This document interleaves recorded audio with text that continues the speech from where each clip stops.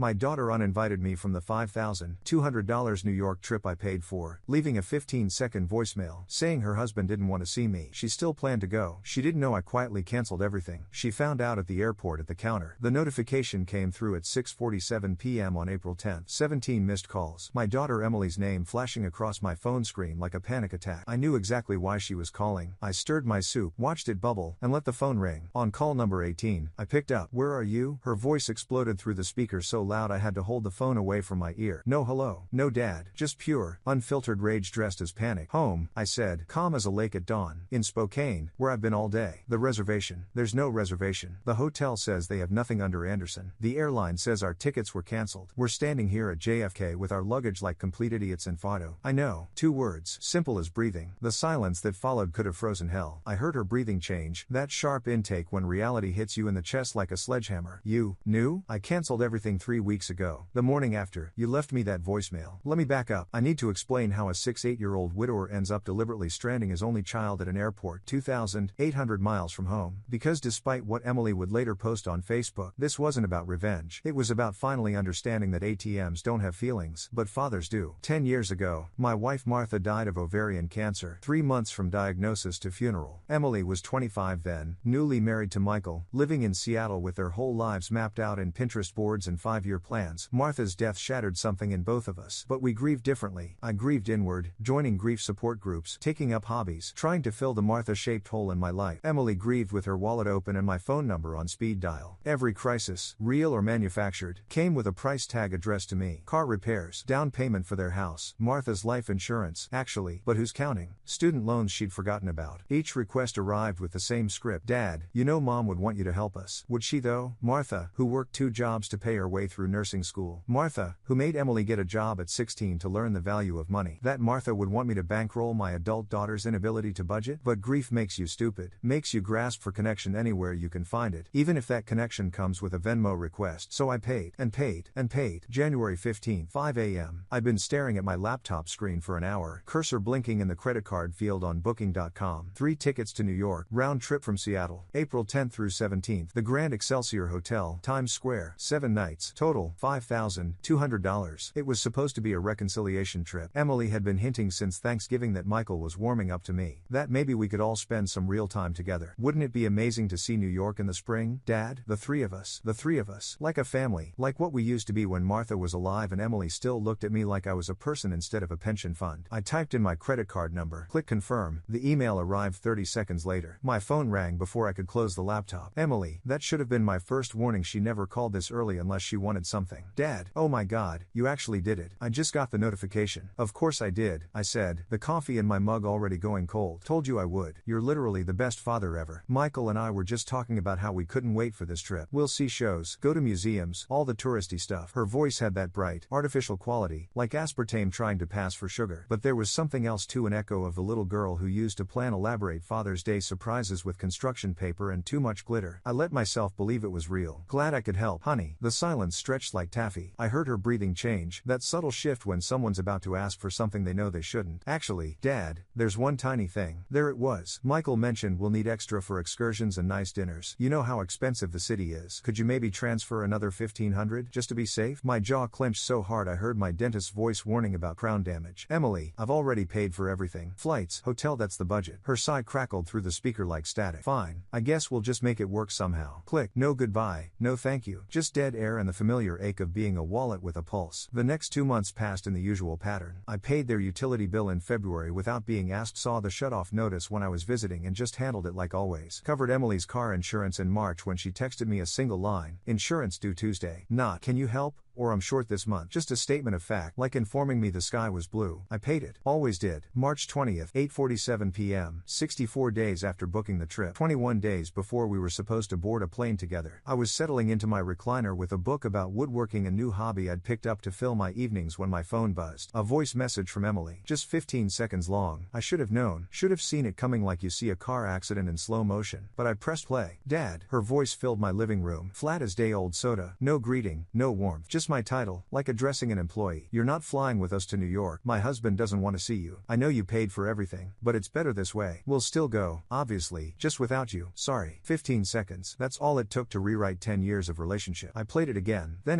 then once more, just to make sure I wasn't having a stroke. My husband doesn't want to see you. Not, we decided, not we think it's best. My husband. Like she was just his messenger. Like she hadn't been the one to dial my number, record those words, hit send. We'll still go, obviously.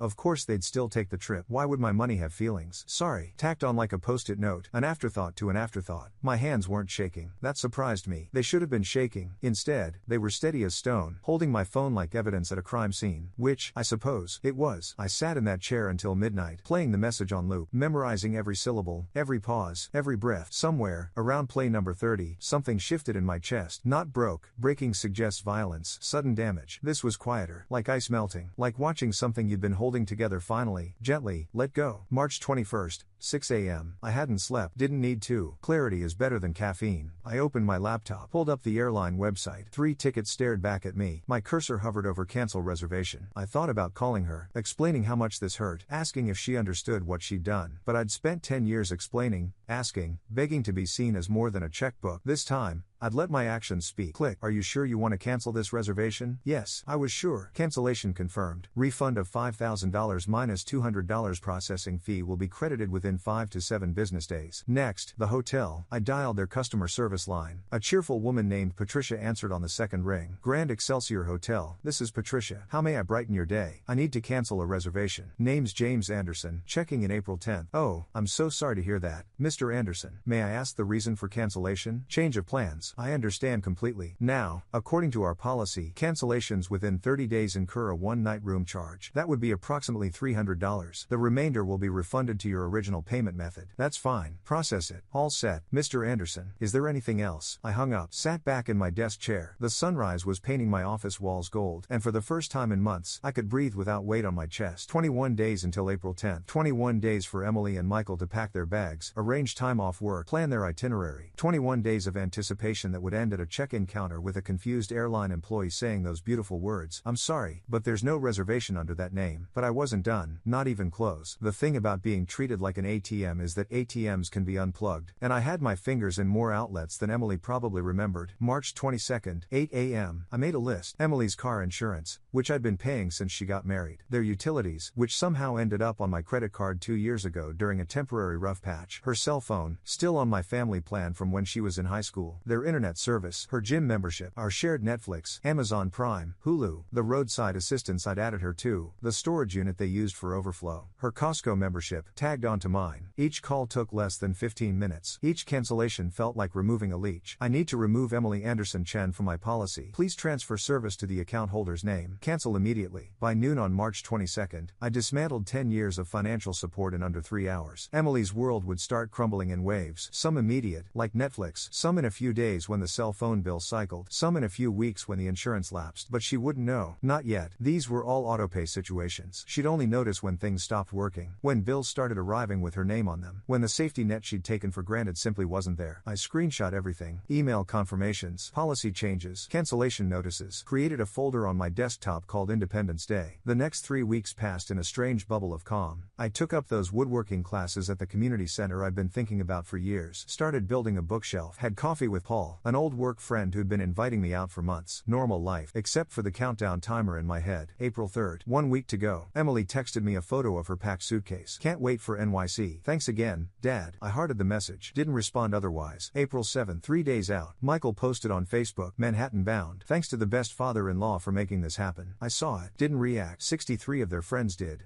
though. Lots of have fun, and so jealous, and take lots of pictures. April 9th, the night before, Emily called. Hey, Dad, just wanted to say thanks again for everything. We're so excited. Our Uber to the airport is booked for noon tomorrow. I'll send you pictures from Times Square. Have a safe flight, I said. Nothing more. If she noticed the flat tone, the lack of enthusiasm, she didn't mention it. Why would she? I was just the funding source. Funding sources don't have feelings. April 10th, the day. I went about my normal routine. Coffee at 7, walk to the park at 9, lunch at noon, right around the time Emily and Michael would be arriving at SeaTac Airport. I made myself a sandwich, sat by the window, watched the clouds roll by. At 2 p.m., they'd be going through security. At 3:30, approaching their gate. At 4, wondering why they couldn't find their flight on the departure board. The first call came at 6:47 p.m., East Coast time. They would have been standing at the JFK Airport hotel shuttle area by then, jet-lagged and confused, having spent the last hour arguing with airline representatives, showing their confirmation emails, demanding to speak to managers. 17 calls back to back. I let them all go to voicemail. On number 18, I picked up, which brings us back to where we started. Emily screaming about being stranded. Me, calm as January snow, explaining that yes, I knew, yes, I'd cancelled everything, yes, it was intentional, but we were still going to go. We needed this. This was our vacation that you promised. No, I said, the word harder than I intended, that I paid for. Every dollar, every reservation, mine, and you kicked me off like I was an inconvenience. So I took my money and went home. Michael's voice came through the background, muffled but audible. Give me the phone. I heard it change hands. Then Michael, loud and aggressive, listen, old man, I don't know what game you're playing, but you're going to fix this right now. Transfer us money for a hotel. We'll figure out flights tomorrow. But we need. No. What did you just? No, I repeated. You made it clear I wasn't wanted. I'm respecting that. Fully. You can't just strand us here. Emily again, apparently having wrestled the phone back. We have no way to dad. Please. We don't have money for a hotel. Our credit cards are maxed. We thought everything was covered. Should have checked your confirmations, I said. Should have called before you drove to the airport. Should have treated me with basic respect instead of like an ATM with an inconvenient personality attached. This is insane. Michael's voice, right up against the phone. We're your family. You don't abandon family. Funny, I said. My soup had started burning on the stove. I could smell it. Didn't care. That's the same argument I've been using to justify supporting you both for years. Family. Except family goes both ways. You forgot that part. Emily started crying. Real tears or performed ones? Hard to tell over the phone. Dad, please. We have nowhere to go. The next flight home isn't until tomorrow afternoon. We can't afford it. Then figure it out. You're adults. Michael has a job. Emily, you're capable. I'm sure you'll manage just fine without my money for once. You're really going to do this? Leave us here? Her voice broke on the last word. Almost made me waver. Almost. But then I remembered her voice message. You're not flying with us. My husband doesn't want to see you. Sorry. Delivered like discussing the weather. I'm not leaving you anywhere, I said quietly. I'm just not saving you from consequences you created. There's a difference. I hung up. The phone immediately started ringing again. I let it. Watched the screen light up over and over. By the time it stopped, my missed calls showed 69 attempts. 69 times they'd tried to reach the man they'd discarded 3 weeks ago. Around midnight, a text came through. Flying back tomorrow. Charging it to Michael's company card. Don't ever contact us again. From Emily's number. Short, bitter, exactly what I expected. They'd found a way home somehow. Credit card advance, borrowed money. Maybe Michael's company would cover it if he lied about the trip purpose. Didn't matter. The important part was simpler. They'd learned what happened when you treated people like resources instead of humans. I deleted the text, went to bed, slept better than I had in years. The next morning, I checked my bank account. The refunds had processed $4,500 back where it belonged. Then I opened my laptop and pulled up Emily's Facebook page. I knew what was coming. Sure enough, there it was. A novel-length post about her abusive father who had trapped them at an airport and abandoned his only daughter out of spite. The comments were already piling up. Sympathy, outrage, people calling me a monster. I screenshot the post. Then I opened my own Facebook for the first time in months and typed, since my daughter has chosen to make this public, I'll respond publicly. Below are 2 audio files. The first is the voice message she sent after I paid $5,200 for a family vacation to New York. The second is our phone conversation when she discovered I'd canceled the trip after being told I wasn't wanted. Listen for yourselves. I uploaded both files. Her 15-second dismissal, her rage at the airport, the whole thing, unedited. Then I added, I've spent 10 years financially supporting my adult daughter and her husband. Car insurance, utilities, phone bills, down payments likely over $50,000 total. The condition for this support was apparently that I remain invisible and grateful for whatever crumbs of attention they offered. That arrangement has ended. I wish them well in their independence. Posted. The comments started immediately. People who'd rushed to comfort Emily were deleting their responses. New comments appeared. Oh my god, that voicemail. She really thought she could uninvite you but keep the trip? Play stupid games, win stupid prizes. My phone rang. Paul. Jesus, Jim, I just saw your post. Are you okay? Better than I've been in years, I said, and meant it. The story went viral. I don't know how these things happen, but within 3 days, my post had been shared thousands of times. Screen recordings ended up on TikTok, Twitter, Reddit. Strangers were debating my parenting in comment sections I'd never see. Emily's original post disappeared. Her entire Facebook went dark. But 4 days after the airport incident, my doorbell rang at 9 a.m. I looked through the peephole and nearly dropped my coffee. Emily, standing on my porch in jeans and one of Martha's old sweaters she must have kept. Her Honda Civic, the one I'd paid for, parked in my driveway. She'd driven 5 hours from Seattle. Alone. I opened the door. Emily. Dad. Her voice was hoarse, like she'd been crying the entire drive. Can I come in, please? Every instinct screamed no, but she'd driven 5 hours. That meant something. I stepped aside. We sat at my kitchen table, the same one where I'd eaten breakfast the morning I'd cancelled everything. I made coffee. Neither of us spoke while it brewed. Finally, she broke the silence. I listened to the recordings. Her voice was barely a whisper. Not just once, maybe 100 times. I sound like a monster. I said nothing, sipped my coffee, waited. Michael and I have been fighting non-stop since we got back. About money, about you, about how we've been living. She laughed, bitter and small. He thinks I should have come here sooner. To apologize. I wasn't ready. I kept telling myself you were being vindictive. That parents are supposed to help their kids. That we deserve that trip because.